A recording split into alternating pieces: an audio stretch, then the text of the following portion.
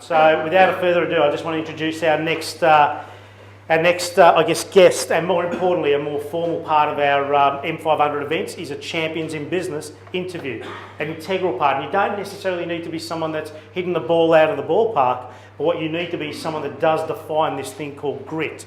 You need to define to a certain degree an element of our theme, for which our theme this month is definitely succession plan and exit strategy, and having a very clear understanding of what is important to you, not so much just urgent, but what is important to you and how are you going about it. So I wish to just share a few things. I'm a mother, I'm a stepmother, I'm a grandmother, not me, the person we're just about to share, right? To 9 little ones who are all under the age of 6.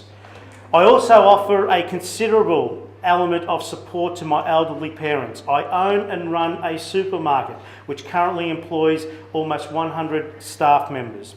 In 2007, I took over the reins of our family business, Quinton's IGA in Warrandyte, after a devastating family event. Having had no prior experience in the business, we have survived and thrived since that moment. We have taken some brutal, lessons, but we have consistently shone through and we are in a position of growth. However, in the almost 8 years since my position at the helm, I have learned so much, lost so much, been knocked down countless times, have gained confidence in my own abilities, been at the forefront at leading a new direction in the supermarket industry.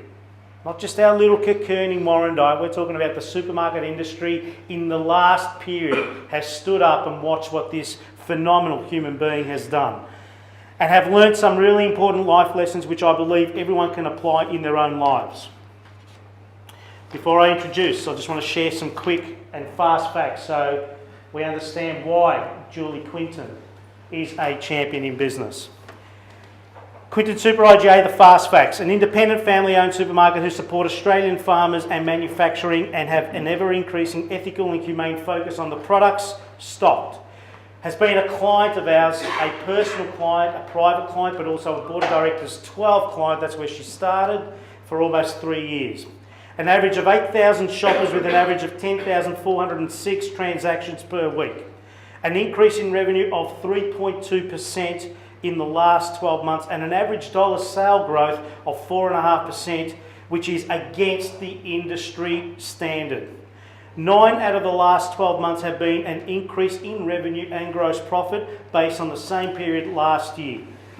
We are heading more and more towards that $20 million revenue, level, but that's not as important as making sure that we're here next year. That means gross profit is the most important thing, guys. 87 team members, of which all senior management participate in a training program at every level. We have a loyalty program of almost 4,000 members, which was introduced to our business 2 years ago. So in an industry where my fellow independents are either falling behind or are at best staying flatline, and where Metcash, which is our principal supplier, have just announced a $384 million loss for this financial year, we believe we are achieving unprecedented success and we are going to be around for a very long time. So I want everyone to be upstanding for this one. I want to introduce, you deserve this, Julie.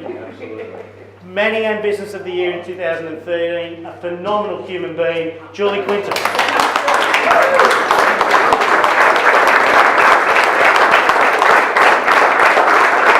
Just sometimes we just need to hear that round of applause. See, in Australia we go right out of our way to push that sort of stuff away, and if it's deserving, guys, don't get in the way of it. Does that make sense? If it's deserving, be okay for it. Gratitude is a key component of success, as is the acknowledgement that you're working hard and you're achieving what you deserve. Always a pleasure. Always a pleasure. What was the brutal truth at the crossroad when you needed to take over the management of Quinton Super IGA back then? Right, that was back in March 2007, late March 2007. Now I'm going to cry. My husband Brian, who we'd met at school when we were 11, I was in love with him for 3 years and he wouldn't look at me, and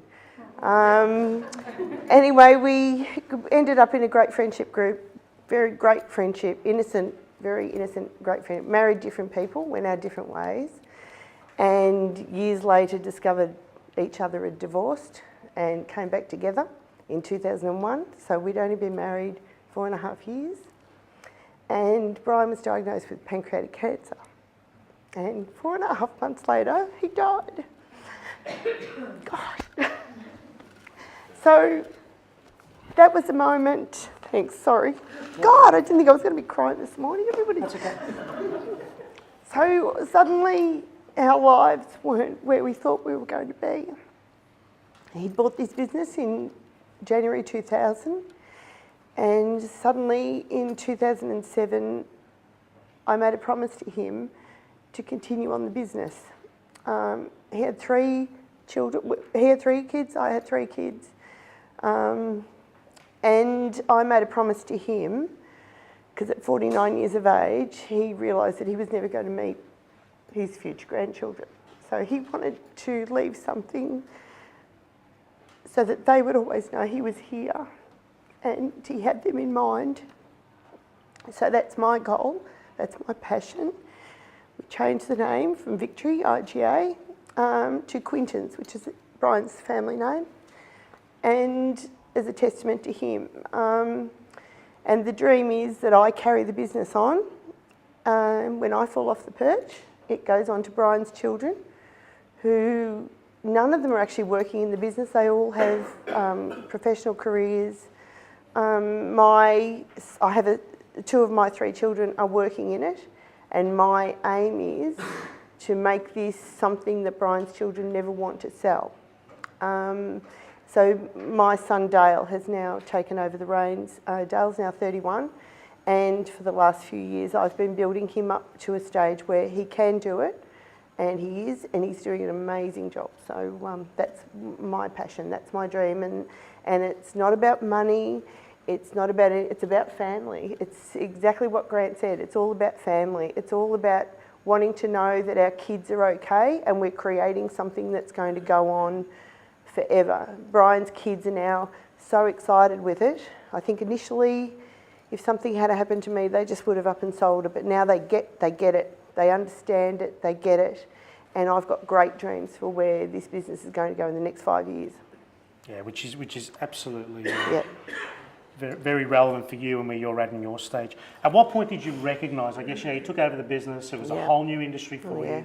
I mean, you're definitely a personable human being, so that was never going to be the issue, but the issue of running a business in an industry that you had no idea about, at what point did you recognise that you needed help, and what did you do about it? I, probably a few years down the track from taking it over, we'd had a couple of major disasters go on, and I felt like I'd nearly lost the business on a couple of occasions, and I felt like I had to get some help. I felt like I'd reached the end of my knowledge, what I could do. I wasn't a natural retailer. I'm a people person, and I think I'm pretty good at managing people, but it's getting the growth and to be able to enact the vision that I wanted to take it to. So that's where I went out to seeking Stefan, and that's been amazing. So, but as far as the thank you, thank you for that. I guess as far as the journey of managing people, managing as many customers as you do in a business like a supermarket, managing the amount of suppliers and products. What was that point of, I think I'm in deep water? Well, it was probably the fact that I had nearly lost the business a couple of times. I was exhausted, and I felt like, how can I keep bouncing back all the time? How can I don't have that knowledge to be able to get it onto to be able to cement it and grow the people. I needed some help with how I can change the culture, how I can change the people. So I guess it was probably more so just out of absolute exhaustion. So when you think about where we are right now, and Dale, for everyone's understanding, who's Julie's son, who has recently just been appointed as the general manager of this machine, and it is a machine, it's a monster. It's a big, big business with a lot of variables, a lot of floating parts that need to be all working in the same direction. So to Dale's, I guess, disappointment, he had to almost go through an interview process. He needed to go through, the same opportunity as it was when we went out to market, and we had 3 or 4 genuine, strong candidates that applied for the same job. And it was never a gimme that Dale was going to get it. Do you want to talk through that? Because again, when it comes to succession planning, and the obvious one for many of us who have a, I guess, generational opportunity is to give it to our children. And sometimes that's not the best decision. It's not. And if you go through that without a process, it will get you into trouble. So can we just have a chat about, not only that specifically, but what that means for the future, of the business? Yeah. Obviously, my passion has been to build up the family to be able to take over, because I really believe, you can get some great people. But in my case, I'd been burnt a few times, and I really knew how passionate my kids are about it. They've got a reason to be passionate about it. They understand, I think everybody that works there understands why I'm doing this and where it's going. However, I was really concerned with Dale as to whether he was going to be the right fit. He's been a late maturer, as a lot of males are, some of them very late. Dale's now 31 years of age, and it was like suddenly his 30th birthday came and something just switched on with Dale, and he gets it. And however, he's got a great understanding. For probably the last 2 years, he's been, we've got a full-size supermarket, so for the last 2 years, Dale has been overseeing all the fresh departments, and we've seen growth in all of those areas. But whether he was ready to take over the whole thing, I wasn't sure. I actually spoke to a very experienced older person who's probably in their mid-40s, who could have walked into this and probably turned it on its head. But we decided, I almost went with him, and I've decided to give Dale the opportunity, and we said we would give him 6 months, and it's only been 6 weeks, and the turnaround's been phenomenal. He's got skin in the business, he understands it, he's got the passion, he's got the drive, he wants this to work as much as I do, and I'm just so thankful. Stefan helped me ease into that, because it was a tough decision to make, to put the faith into Dale. I'd been let down with him a few times in his earlier years, and I was a bit afraid that he wasn't quite ready to do it, but he's certainly ready to do it, and he's at the perfect age, and he's just running with it and proving to everybody what a great success it's going to be. So, how do you view your industry and where it's going, and what exactly have you done that's just for your business, which also gives us a roadmap for the future, is defining our way of doing things? Okay, so the supermarket industry, as you get bombarded on the television, it's all Coles and Woolies. In fact, Coles and Woolies control 85% of the supermarket industry here in Australia, and that's unheard of anywhere else in the world. So our government's allowed that to happen. Now with Aldi coming in and Lidl are coming in, Aldi's actually the silent assassins. They're just creating market share, they're just sneaking up. In fact, probably just over 12 months ago, we had a regional meeting for the eastern suburbs of Melbourne, and we were told 27 Aldis had opened in the eastern suburbs of Melbourne. They're just quietly just popping up everywhere, and they're just taking market share, and the independents are just losing the battle. And our problem is Metcash, who we get our groceries from, they're doing their deals with the suppliers, and then they keep their margin, and so it's not like the direct suppliers with Coles and Woolies that are buying directly and they can cut it right down. So every time we would go to Metcash and say, we can't do this, we're cutting our margins finer and finer to barely nothing. There's IGAs folding up left, right and centre. They just kept saying, well, just cut your margins. Now all of a sudden Metcash are going through major losses and they're cutting their margins. So, but in saying that, I've been frustrated with Metcash and the way the industry's been going, and probably the mentality of a lot of fellow IGA owners.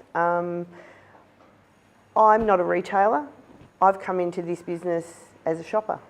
So I'm a mum who's bought for my kids. I know what I look for, and that's what I've implemented in my business. So after a little while, Stefan helped me see that actually, to all of a sudden stop worrying about what the others are doing, just focus on what I'm doing.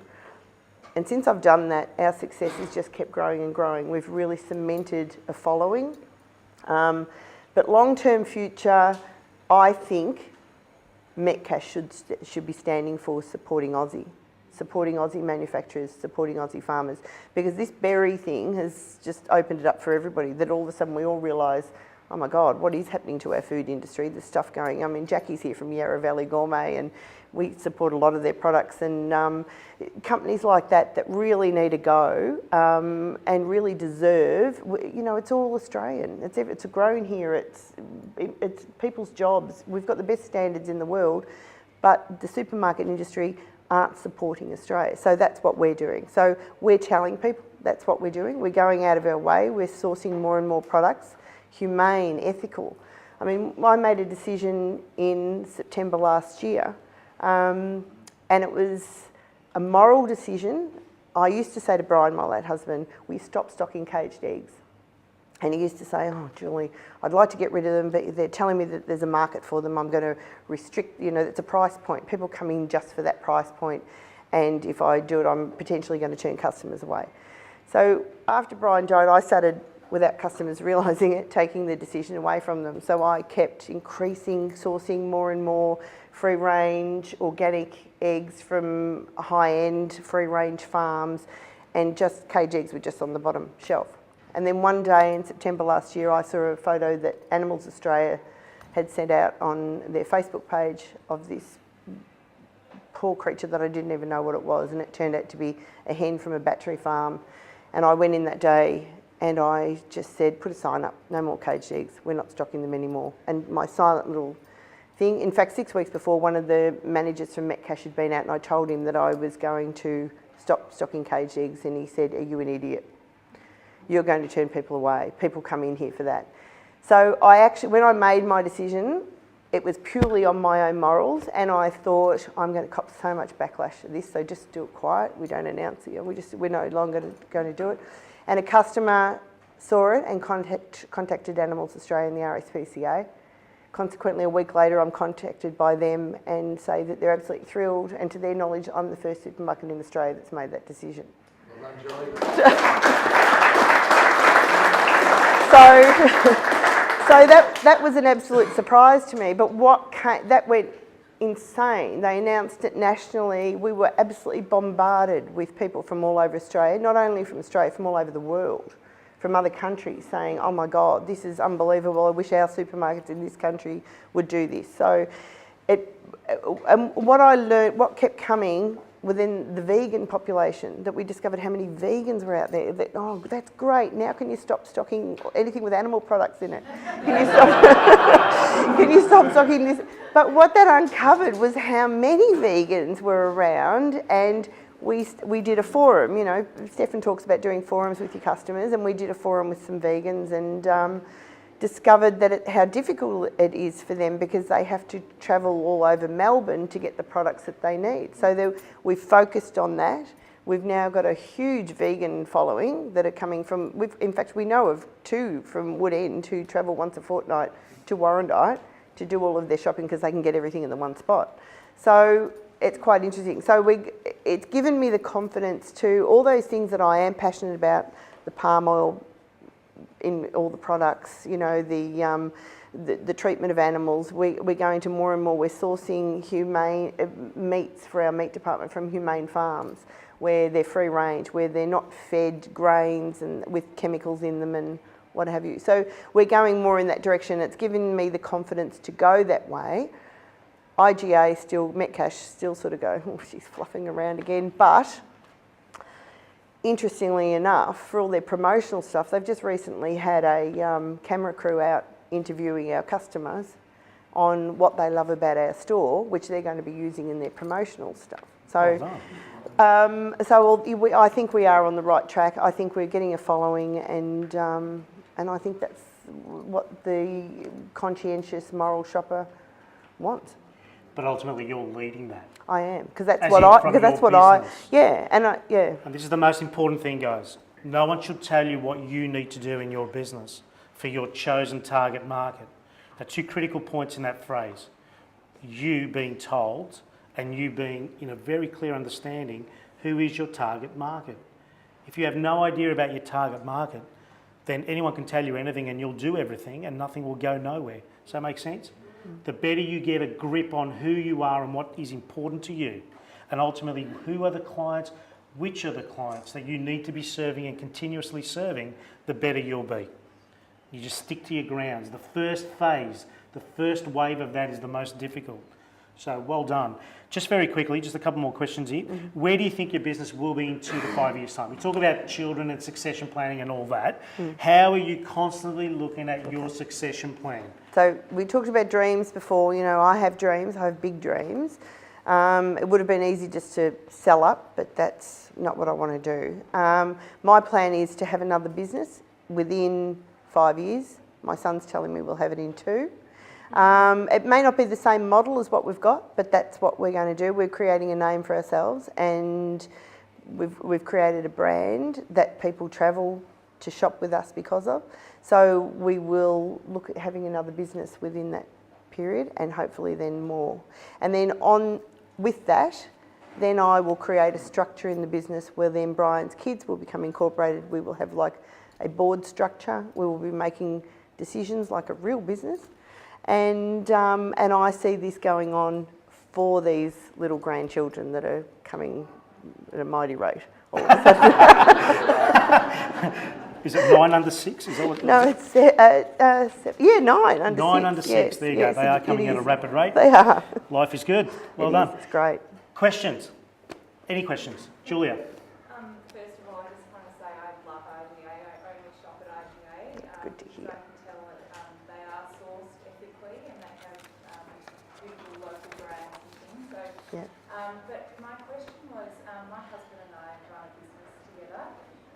Through working with Stefan and Damien, we're working very hard to sort of extricate ourselves from being relied on solely. Yeah.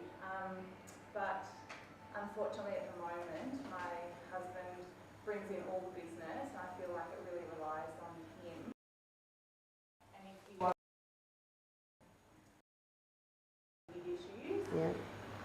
So do you have any advice for me what I should be doing now? You know, Stefan said to me one day, we were talking about getting someone and employ someone, and I said, oh, I can't afford it.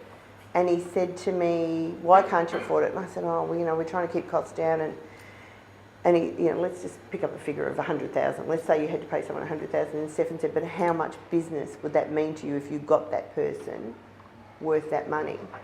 And all of a sudden that was a light bulb moment for me, that he's right. You get the right people in there that can take over. I've now built this up to a state that I don't have to be there all the time now.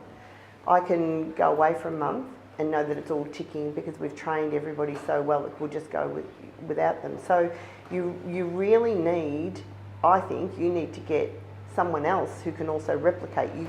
And I mean, you get another person, that's 2 people bringing the work in.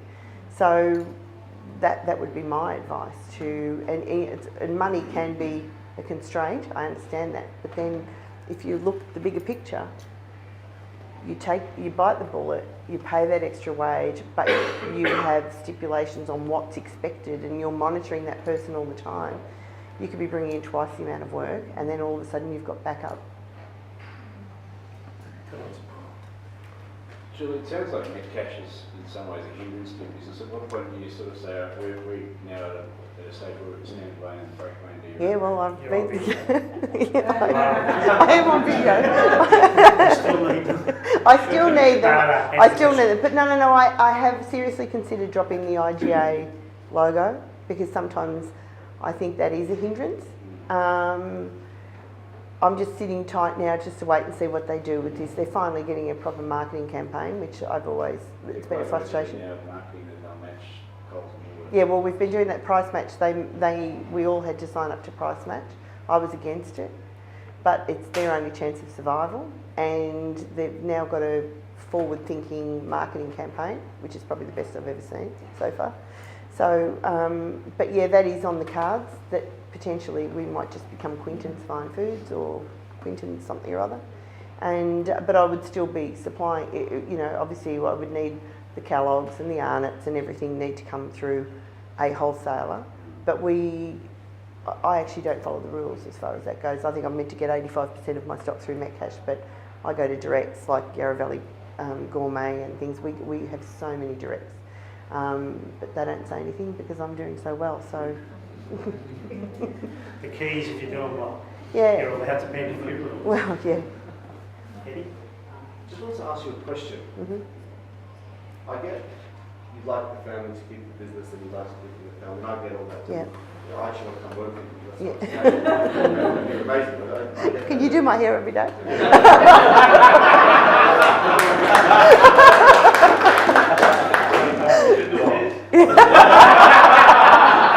I am responsible for that. Very well.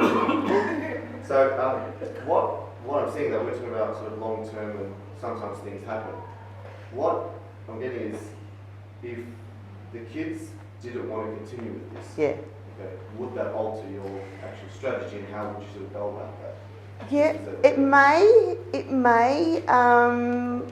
I actually was thinking about that yesterday. If the kids didn't want to be in it, Brian's kids didn't want to be in it, but a couple of them have got partners now that possibly could be in it. That can be tricky too. So I'm not sort of introducing that until I'm sure.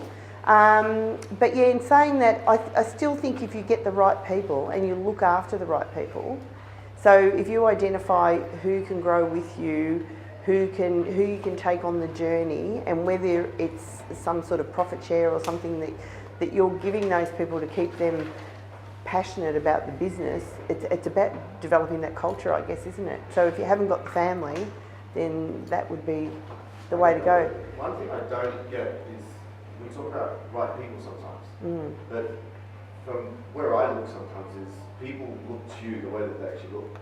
So if I think Stefan's the right person, everything Stefan does is going to be right. This is how It's I an sort of attitude. look. Yeah, so it's more of the thing. So I get that, but you know, the other thing that I'm finding a bit hard to see is, at the moment, your partner's kids are not involved in the business, and your kids are. Yep. But God forbid, and may you live a long life, but when you know, one pass away, the business is going to go into your partner's kids. So that's what you say. Unless I get another business, then we'll sit down, we're going to have a big family meeting and we'll change all the rules. But so far, that's sort of where. So far, that's the conversation. Yeah. We are living that as if it was today, Yeah. in a strategic conversation. Yeah. So we're role playing that. Okay, Julie, what would happen if?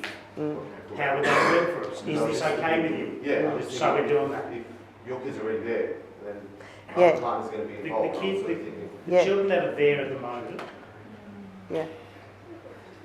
the children that are there at the moment are there in accordance with a KPI driver accountability structure.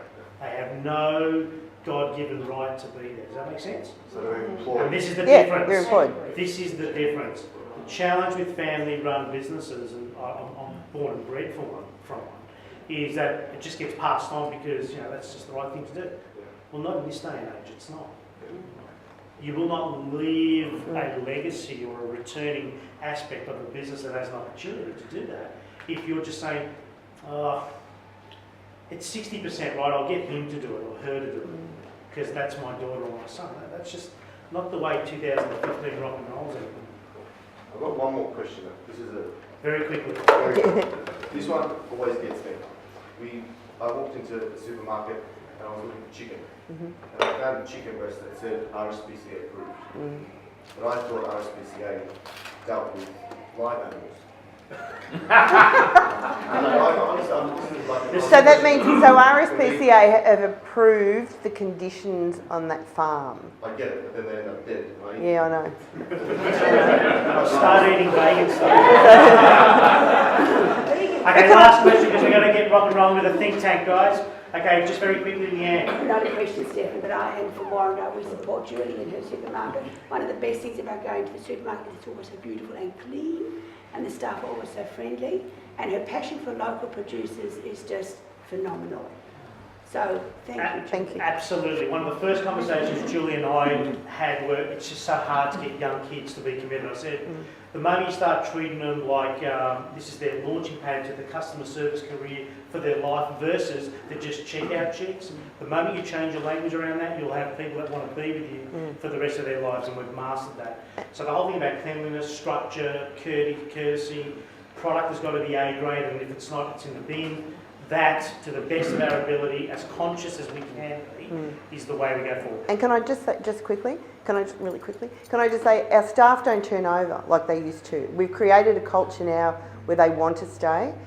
We've got uni kids that are doing engineering degrees and aeronautical degrees and absolutely everything. They're our duty managers. These guys have got the keys to the place, they've got everything. We look after them, but they don't want to leave. And often they'll go off and start careers, even apprenticeships or whatever it is, and they come back and they still work. But what can I just say? What I would say to you, to identify, take the people on the journey with you. Let them know what your passion is and what your dream is, and show them the opportunities that are there for them. And maybe that's a way of getting them to really give you more input and passion.